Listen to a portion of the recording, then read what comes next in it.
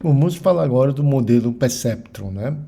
O modelo Perceptron, como a gente havia falado antes, né, historicamente foi introduzido, né, entre 1950 e 1960 aqui, né, 1957, mas a gente viu que ele teve um problema do XO, né, que ele não conseguia resolver o problema do XO. Né? Então, qual a ideia do Perceptron?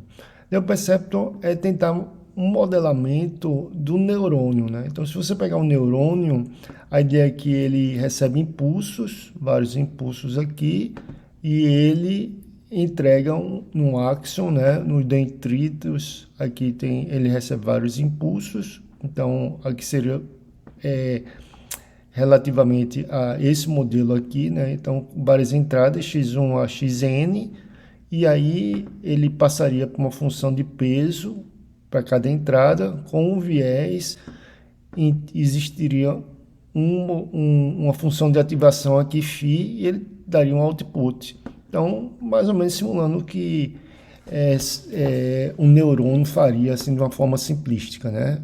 Várias entradas aqui, e aí dependendo dessas entradas ele ativa aqui no terminal ou não. Então a ideia é essa, modelar dessa forma, né?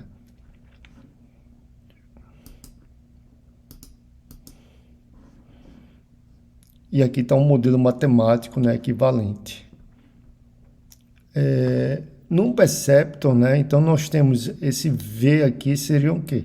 Seria o somatório entre os valores de x1, x2, né, x1 vezes o peso dele, né, então W de x1, então peso W de 1, x1, então seria a somatória de todos os componentes aqui, xm, mais o bias aqui, ok?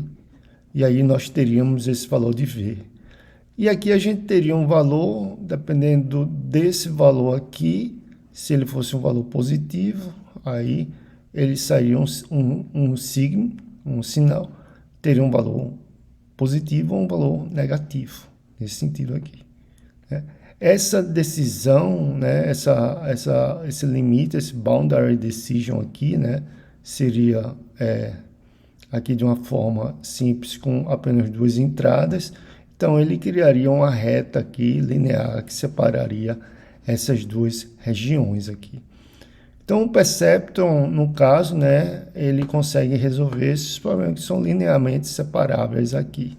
Né? Aí linearmente separado eu tenho um limite aqui, no qual eu posso decidir que aqui é de uma classe, aqui é de outra classe. Aqui já não consigo traçar, né? Então aqui precisaria de uma fronteira aqui não linear para poder fazer a separação dessas duas classes aqui. Então, de forma geral, você implementa isso, né? Então o Perceptron, né, tem um sinal de saída, dependendo dos valores dos pesos, valor de entrada, então os valores das características, né, de entrada XY, X e Y de saída, né? E aí você seleciona o padrão que ele não classifica corretamente, faz a atualização dos pesos, né? Então até o peso é atualizado até o sistema convergir, certo? Aqui está a função de bias, né? A função de bias, né? A não utilização do bias faz com que apenas o passo da sigmoidal mude, né? Aqui você vê os valores dessa sigmoidal, né? Dependendo desse valor de constante 0,5 vezes x, então fica desse jeito, 1 e 2. Então você vê a modificação da sigmoidal. Aqui eu tenho uma entrada, né, com esse valor da sig, né, de w. Então aqui tem os outros valores aqui, a entrada com o valor de peso, e aí eu tenho um valor de saída. Né? Se eu tenho um bias aqui, aí dependendo do meu valor de bias aqui, a gente colocou, né? Aqui em vermelho aqui está menos 5, né? 0 e aqui mais 5. Então veja o que o bias faz aqui, né? Ele desloca aqui o valor dessa função aqui de ativação.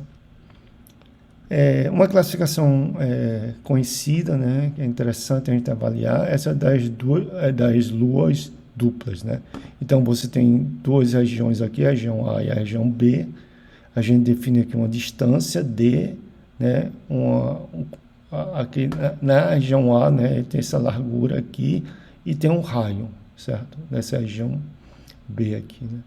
Então, veja que uma reta aqui separa essas duas classes, né? Então, aqui está a classificação com raio de 1, com a distância, né? Aqui 1, certo? Essa distância 1, essa distância aqui 1, então é bem pequena, né? Aqui, né? Nesse eixo aqui. Aí eu tenho o raio, né? Essa distância do eixo até aqui 10, então o raio de 10, e o meu comprimento aqui são 6, certo? Esse comprimento aqui, né? 6. E veja que o sistema aqui, no número de épocas, ele treina e ele consegue achar essa reta que separa essas duas classes aqui, né? Aí, dependendo do treinamento, né, ele oscila aqui, então a rede pode, dependendo da arquitetura, ele pode oscilar, mas ele consegue chegar a essa separação. Aqui está, né, com apenas um neurônio, aí você vê que se você tem duas classes aqui, né, você começa desse jeito e ele, obviamente, ele vai conseguir separar, né, linear com apenas um neurônio. E aí a gente chega ao problema do XO, que ele não consegue resolver esse problema, né, porque com a reta eu não consigo separar, né, esses dois aqui fazem parte da mesma classe e esses dois fazem parte da mesma classe, que é a porta XO, né. Então a gente vê que eu tenho uma região aqui com a reta aqui, eu não consigo separar e dividir, né, essa região corretamente, certo? Então, cada perceptor tem como sair um valor que obedece a uma função linear, que é o representa. Tentando utilizar apenas uma combinação linear de pesos da rede pode limitar a resposta da arquitetura que ele produz, né? Então, a utilização de função de ativação tem como objetivo aplicar uma não linearidade na saída de cada perceptor. E ele suaviza essas regiões aí para cada agregado, né? Então, as funções... Claro que as funções que a gente tem que usar tem que ser diferenciáveis, né? Porque a gente vai passar a derivada. Então, a sigmoide, uma das mais conhecidas, foi utilizado, então diferenciado. A tangente hiperbólica, também muito utilizada. Mais recentemente, a ReLU, certo? É um valor máximo de 0 a 1, a x, né? Então, como ele não conseguia resolver esse problema do XO, a solução foi usar multi-layers perceptron, né? Então, aí você vê que com apenas um perceptron eu consigo gerar essa reta, e aí eu consigo gerar uma segunda reta aqui com essa daqui, com outro perceptron, e aí eu faço uma combinação de dois perceptrons, né, com essa saída. Eu consigo, então, criar essa região aqui e resolver esse problema do XO. Então, a ideia geral foi essa. Então, era só colocar mais uma camada aqui e mais, né, perceptrons aqui. Então, temos aqui A, que é esse neurônio aqui, vai ser composto por quê? Por a entrada X1, W de 1, X1, W de 1, mais X2, W de 2. Né?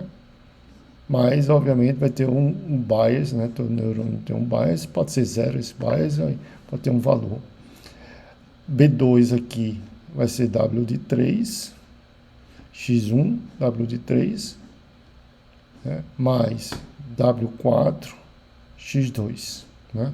E mais o bias.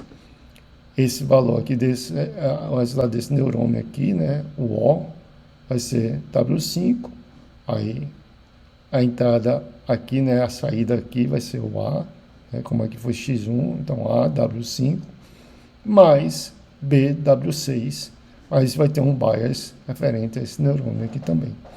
E a gente pode ver multi-layer perceptron, né, de várias camadas, que tem uma camada escondida, mas pode ter várias camadas escondidas. Então, aqui tem a entrada, X1 a X4 ou Xn, que você pode ter, e a quantidade de saída, dependendo do seu problema. Então, esse exemplo aqui, a gente tem apenas uma camada escondida, e tem, né, 5 neurônios aqui. Poderia ser mais, poderia ser menos, né? Então, a pessoa que está desenhando, certo? A arquitetura dessa rede que define isso aqui. Então, a gente tem, né, quais são os parâmetros aí da arquitetura. Vetor de entrada, número de camadas escondidas, né, aqui teve apenas uma camada, número de neurônios para cada camada, então a largura, aqui tem 5, podia ser 6, 7 ou 2, 3, né, aí. E o vetor de saída, né, a resposta aqui, a quantidade, isso vai ser bem definido, né, tanto a entrada como a saída, mas definido pelo problema, pela característica do problema. As camadas escondidas, né, aí quantas camadas você vai colocar aí, qual o tamanho aqui.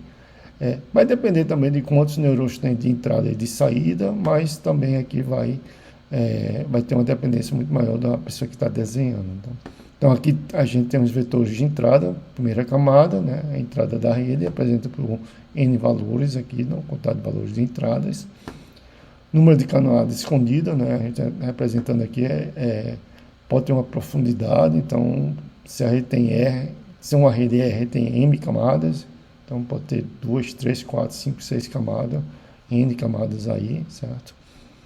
E aí, né, qual a largura dela, né? Quantos neurônios tem dentro dessas camadas aqui. E você tem um vetor O que representa o output, né, a saída.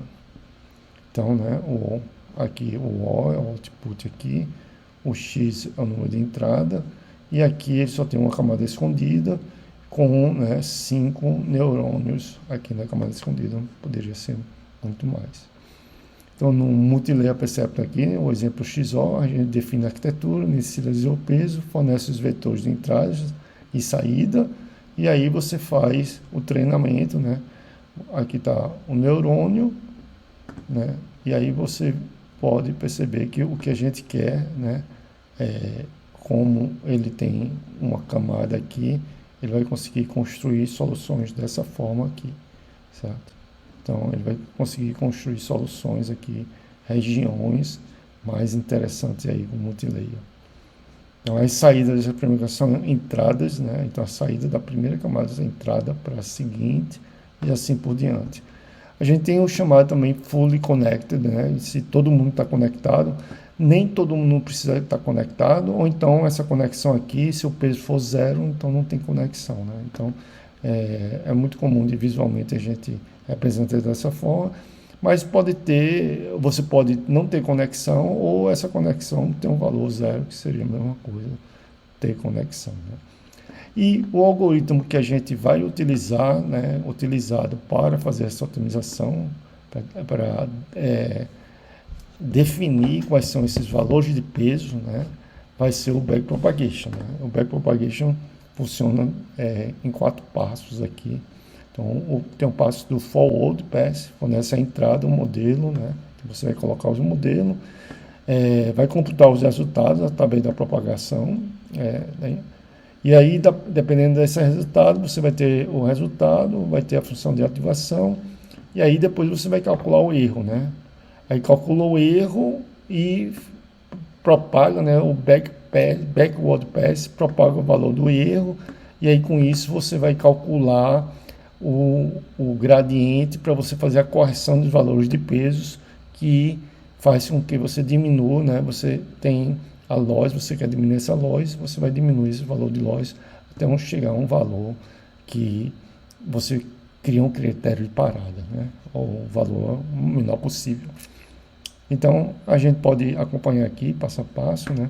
Então, eu criar uma rede bastante simples, né? Com 2 entradas, apenas uma camada escondida e uma saída aqui, né? Então, temos uma rede multilayer aqui, então x1, x2, aí a camada escondida, L1, L2, e meu output aqui, ok?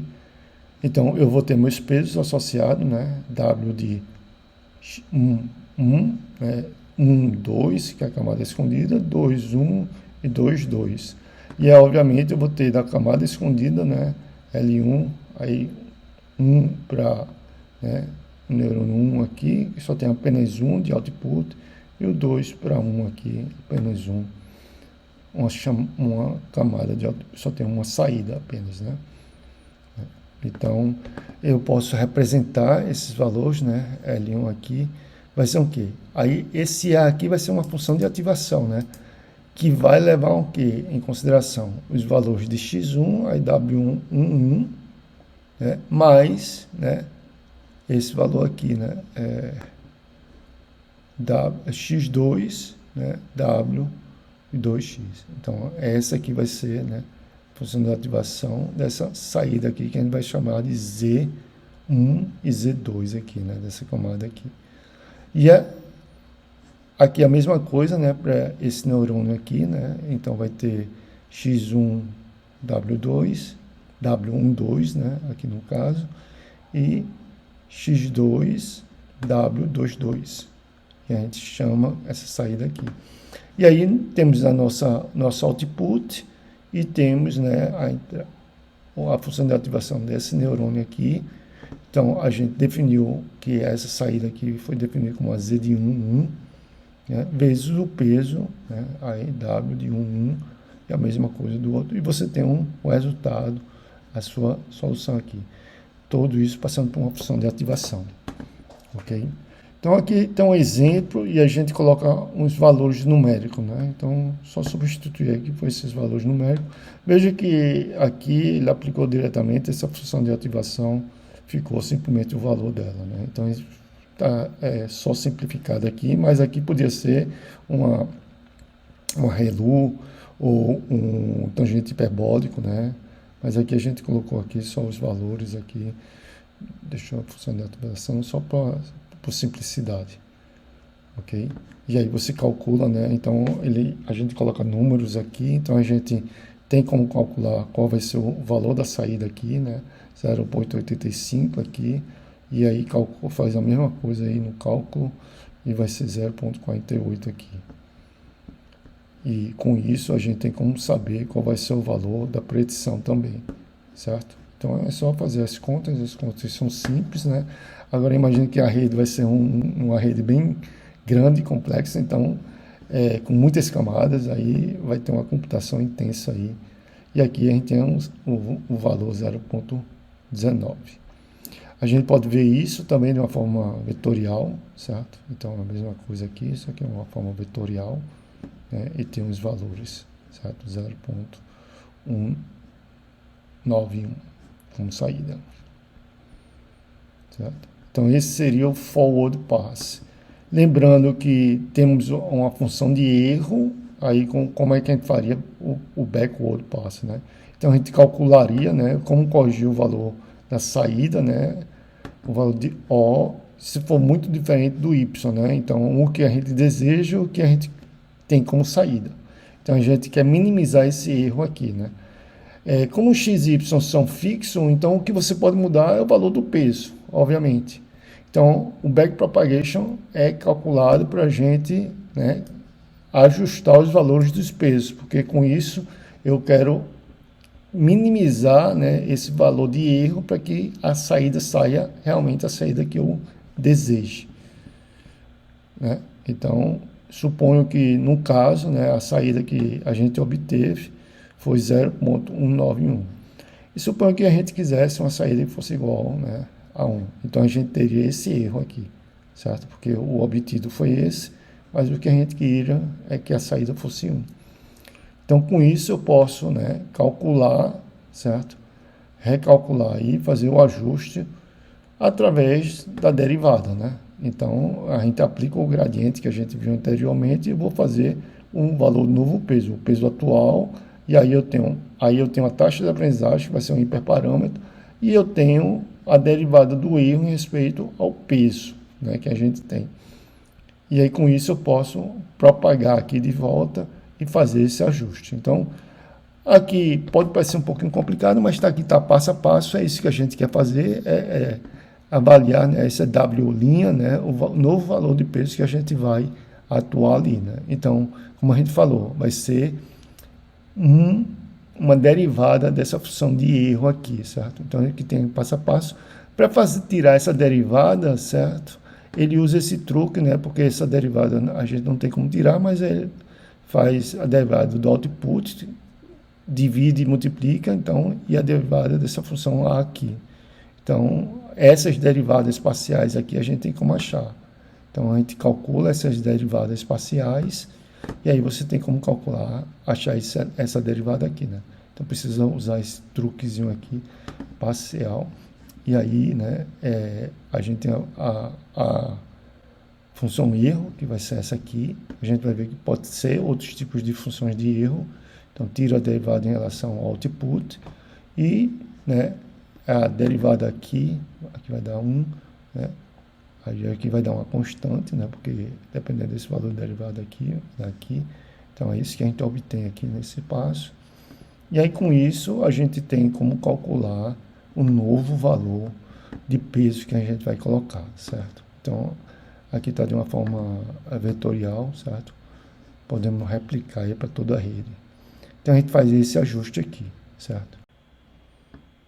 Então, veja que ele vai fazer a atualização, né? A saída calculada anterior foi 0.14, 0.15 e ele, né, com essa atualização de peso vai para 0.17, 0.17.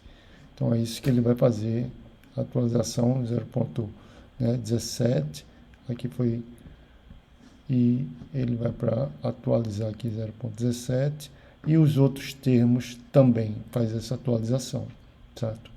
Então, a gente vê que aqui a função de erro, né? A predição inicial tinha sido 0.11 ou 0.191, né? Com y desejado de 1 e o erro foi esse valor, né? Como a gente tinha visto aqui anteriormente, né? No cálculo, né? Que a saída foi, o erro foi esse, né? E a saída foi 0.191 e o desejado y foi 1.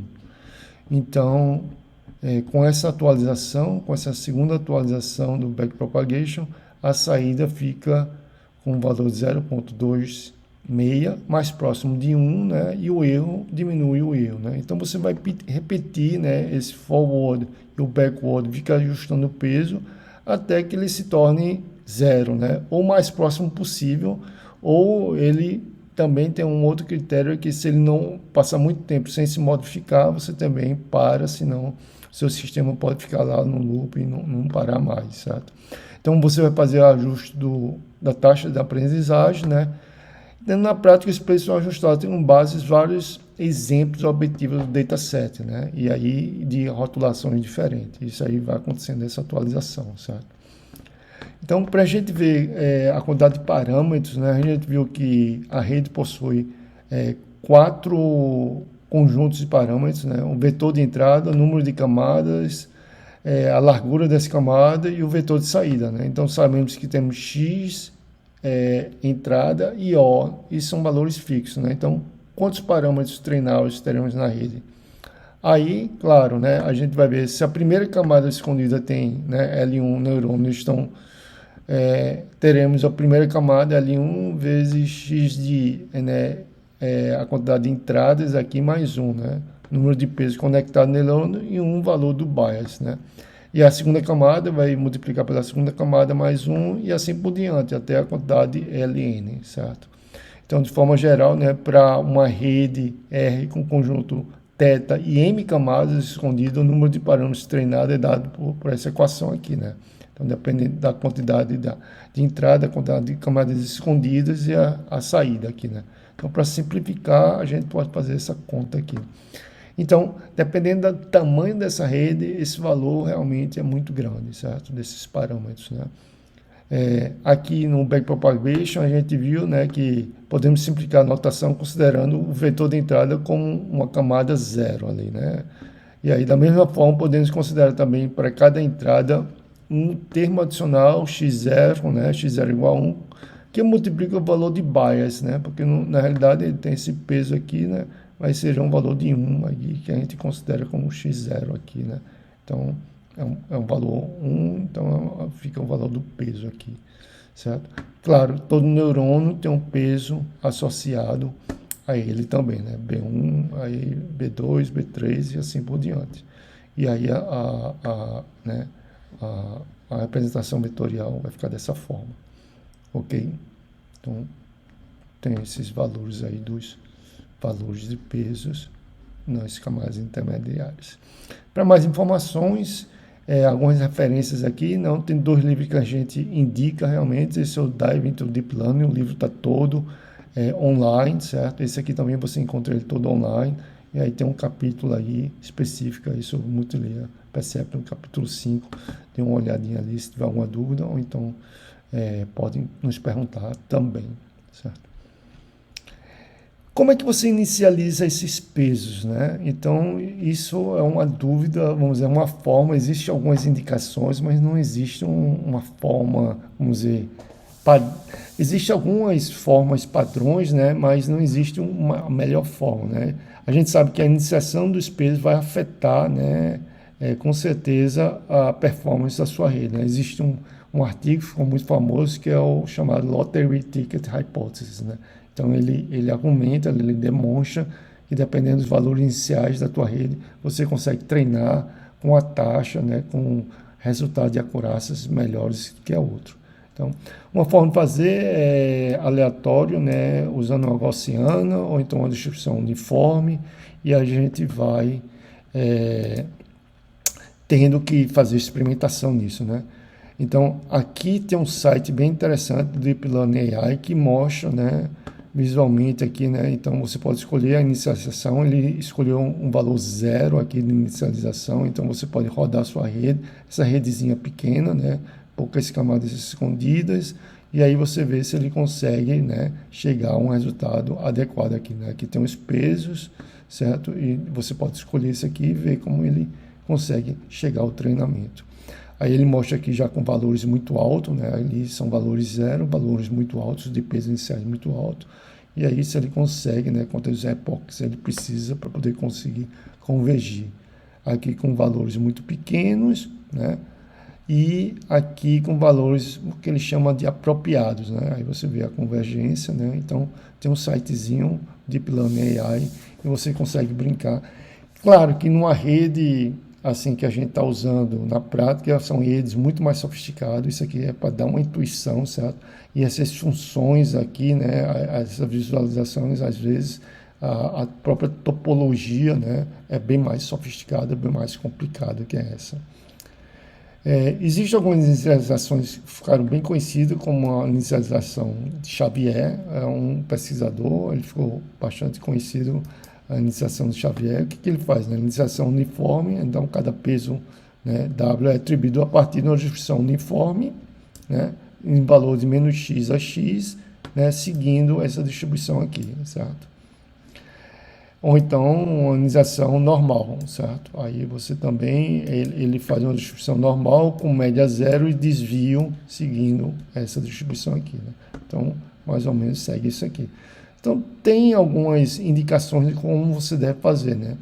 O que é que a inicialização Xavier tenta fazer? Tenta garantir que o produto entre X e W não é muito baixo ou muito alto, certo? Então, ele é uma normalização que os dados têm na média 0 e uma variância de 1, ok? A iniciação de RI também é conhecida, iniciação uniforme, aí cada peso é atribuído a partir de uma distribuição de gaussiana, que segue, né, aqui, e aí ele usa uma função de ativação ReLU, certo? Então, e aqui tem alguns exemplos também. Aqui está o link do site para vocês darem uma olhada, né? Então, e aí você vê que ele converge aqui direitinho. E vai. Aqui, né, tem a distribuição, né, desses pesos, valores dos pesos, né, usando o Xavier, então vocês podem dar uma olhada. Ele está mostrando aqui para esse problema da MNIST, né, 10.000 imagens da MNIST, e você vê que, né, para cada camadas aí, então a distribuição aí seguindo uma gaussiana. Um outro ponto importante é a avaliação das funções de perdas, né? Então, existem algumas funções de perda que a gente chama de função de custo, porque vai ser a função que vai ser otimizada, né? O mais comum que a gente viu foi o MSE, né? Que é a média do mean square erro, né? Do quadrado, né? Então, a função de perda, né, ela é importante porque é a função que vai definir como os seus pesos vão ser atualizados e o que você quer otimizar, certo? Então, existem várias funções de perda, assim, com função de ativação, existe uma infinidade, qual a melhor, depende muito do seu problema, depende muito da arquitetura, então não tem uma normativa aí de como é que você deve, é muito experimental nesse fator, né? Tem um min absoluto erro, que é chamado MY, né, MY loss, então esse é aplicado para problemas de regressão, né? Então seria, né, o valor absoluto entre o valor, né, o valor desejado e o valor obtido aí, né? Então você pode tirar essa loss. O likelihood loss, que a gente falou, né, é probabilístico, né, é uma função simples do problema de classificação, né, considera o produtório das probabilidades previstas, né? Então a gente tinha visto ela anteriormente também. O mean square erro, que a gente bem conhece, né, a média quadrado, então também problema de regressão, né, que você quer que esses valores sejam minimizados. Tem o Hubbard Loss, que é uma combinação, né, foi criado, né, de uma forma assim bem intencional para que ele seja, certo, uma combinação entre o MY e o MSE. Então o MSE, né, para pequenas, ele tenta computar para pequenas divergências e o MY para grandes divergências. Então ele quer uma função, né, que seja intermediário entre os dois. Então ele é definido dessa forma. Claro que depende desse sigma aqui, né? Então existem uns valores de sigma padrão, mas você pode definir o seu, né? Algumas vantagens dessa função é ser menos sensível a outliers, né? E pode ser prevenir a explosão dos gradientes. E aí a gente pode ver aqui, né? Então o MY está em vermelho, o MSE está em azul, e aí em verde seria o Hubbard Loss, certo? E aí é claro que você pode fazer ajuste dependendo do valor que você definir aqui do sigma. O log likelihood, né, uma função aplicada em problemas de classificação, né? Aí trata-se de um cálculo logarítmico, certo? Aí você tem um cálculo logaritmo da função de verossimilhança, certo? E aí é muito usado no caso binário, certo? Então, o cross entropy, né, o binary cross entropy aqui no caso também é binário, então do que você quer e o que você deseja, né, para problema de classificação, então você tenta minimizar essa entropia. O softmax é uma camada também interessante, é utilizado para treinamento de classificadores, né, dos dois casos pode acontecer, né, o valor do peso treinado não está em intervalo 0 e 1 e a soma dos pesos não ser igual a 1, né? Então nesse sentido o softmax é utilizado mais como uma forma de normalização, né? Então a gente quer, ele usa um exponencial, né? Então o que ele faz é que ele vira, né, uma saída probabilística, né? Então imagine que sua saída seja essa, então o que a gente quer calcular, né, é um softmax. O que ele faz? Então supõe que a gente esteja calculando 1.3, aqui é elevado a 1.3, dividido por quê? Por E elevado à somatória desses valores todos. Então, ele normaliza aqui. Aí, seu resultado vai ser um valor entre 0 e 1. Então, no caso aqui, né? Então, aqui o maior valor seria 5.1, né? Normalmente você usa o argumento máximo. E aqui sai um valor comum que probabilístico, né? Porque ele normaliza entre o valor 0 e 1. O cross entropy, né? Parecido com o binary cross entropy, então é um log, né? Y do verdadeiro com log do predito aqui, certo? Então, e também tem o KL, divergência de KL, a loss dela, né? Que ele aplica o log aqui, nessa diferença aqui também. Existe uma infinidade grande de laws diferentes, tem pessoas que, né, dependendo do problema, você pode definir o seu. Existe regularização, então no problema de imagem é muito utilizado algumas regularização, e a gente vai ver vários tipos de losses aí um pouquinho diferentes, para tentar otimizar, né, conseguir melhorar os resultados, né. Então tem muita arquitetura na qual, tem muita rede na qual a arquitetura é igual, mas a loss é diferente e ele obtém resultados bem melhores, né. Então isso a pessoa tem que pensar em relação ao problema que ele está tratando, né. E alguns otimizadores, né? Então a função de perda tem como objetivo mesurar o erro, né? Mas os algoritmos de otimização auxiliam a minimizar isso, né? Então qual algoritmo que a gente vai usar? A gente viu o gradiente descendente, né? Como é que ele vai estar usando esse peso através de um gradiente, e aí de uma taxa de aprendizagem ele vai atualizando nesse espaço. E aí o problema do treinamento é, obviamente, você não quer que ele, né, fique preso em mínimos locais ou em pontos de celas, né? Então você quer que na sua função, que você está procurando, você quer que ele consiga encontrar o melhor resultado. Então alguns otimizadores aqui, né? Tem um momento, né? Ele aplica um momento, faz com que possíveis problemas, né, de mínimos locais e pontos de célula seja evitado, né?